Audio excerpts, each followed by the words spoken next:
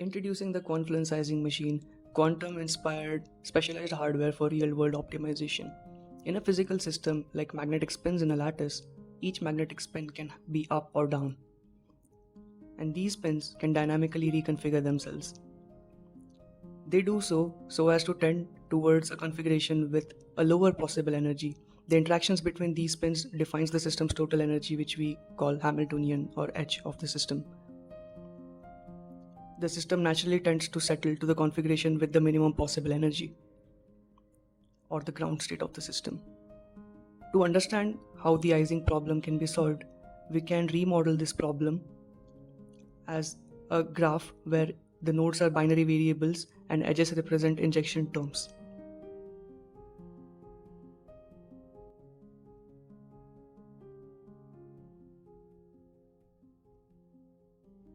To find the lowest possible energy, such a system can dynamically update its own state, which means that the spins keep flipping or reconfiguring such that eventually the system lands into a lowest possible energy state, which we call the ground state, and this ground state should correspond to the real world problem which we have mapped to this Ising problem being optimized. So this basically means that the real world goal that we had could be a cost function or could be anything like that, is now optimized using this Ising machine.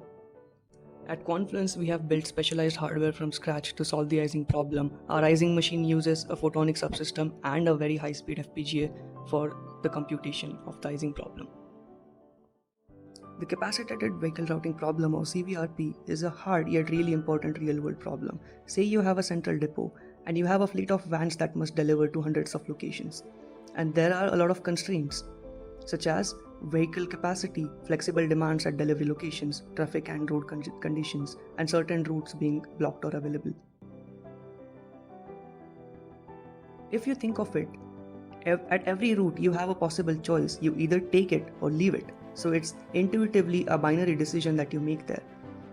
That brings us to the point that we can reformulate this VRP as a QBO, which is a quadratic unconstrained binary optimization, which is the format that a problem has to be solved by our specialized Ising hardware.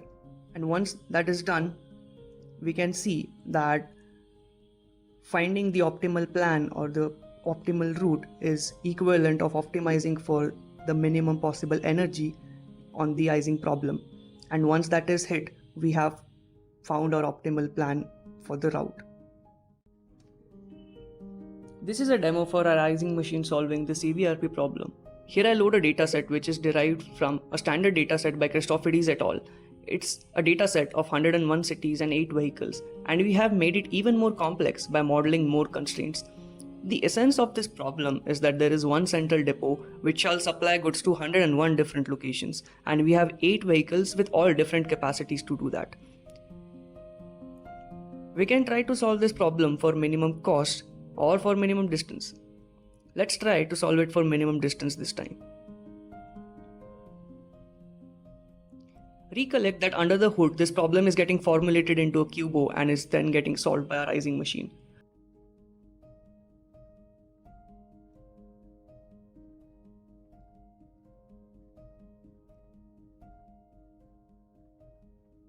Also note that we support various parameters to the routes, like availability, terrain type, traffic level, toll costs, and much more.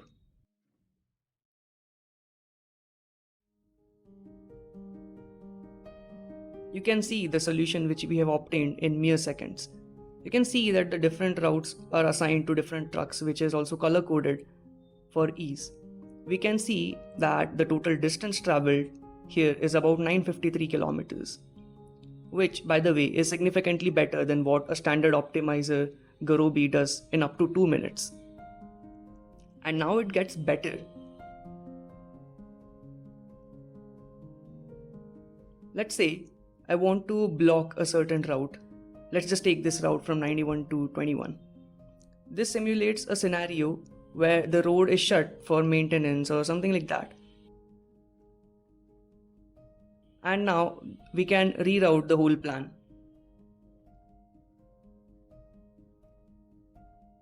Which is done, just like that.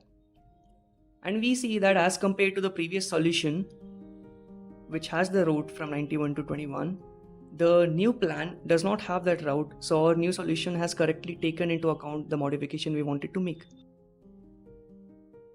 Another important problem which can be solved by the Ising machine is the customer anomaly detection. Businesses monitor customer data to find unusual patterns or anomalies.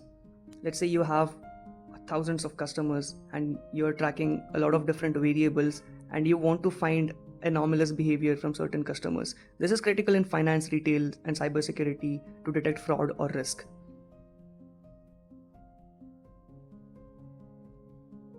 And we do the same thing again. We have an algorithm to reformulate the transaction dataset to a QBO such that it can be solved on the Ising hardware. The goal is to find customers that deviate most from the normal patterns, and essentially optimizing for the least energy highlights the customers with the anomalous behavior. Based on our experiments we compare our solution to a standard method, that is the isolation forest model, and based on our experiments we have seen that the isolation forest model takes more time and is less consistent than our Ising machine solution, solves the problem in lesser time and is also more accurate, has less false positives. We look at a demo of our Ising machine used for anomaly detection. Here I am loading a dataset of 1,000 transactions done by 100 different customers, and this data also has 18 different features such as mode of transaction, debit count, assets, revenue, and so on. We call the Quanfluence solver driven by our Ising machine and also compare it with the standard approach of using an isolation forest model. Upon running it multiple times, you can see that the QF solver is super fast and gives completely consistent results. Whereas the isolation forest, being an algo which starts with a random seed, is not very consistent and also takes more time to run.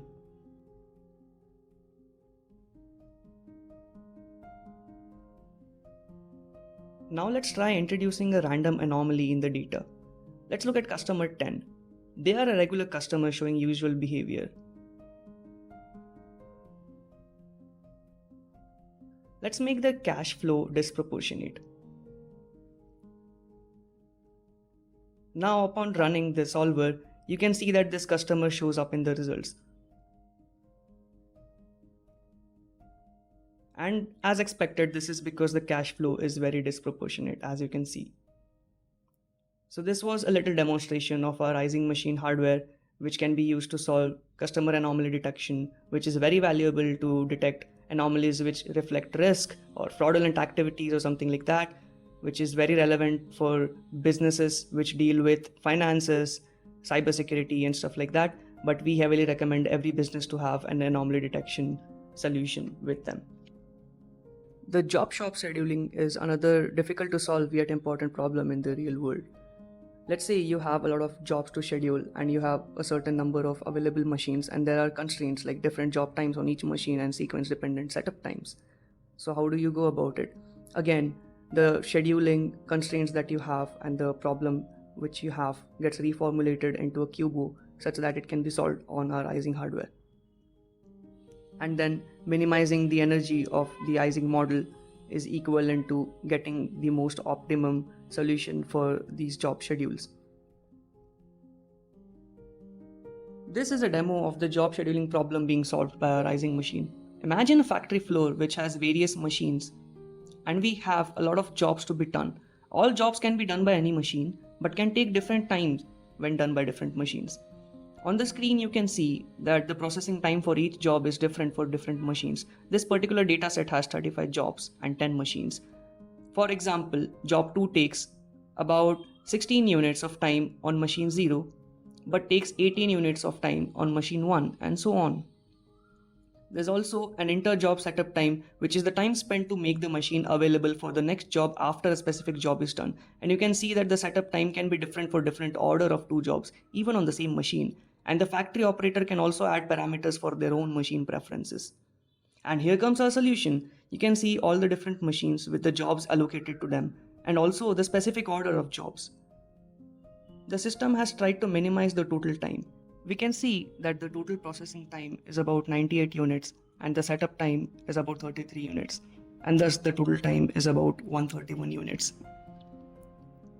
This means that the average utilization is about 75% for all the machines. You can see that our system provides tremendous flexibility in defining the problem constraints and provides an efficient solution with detailed reports.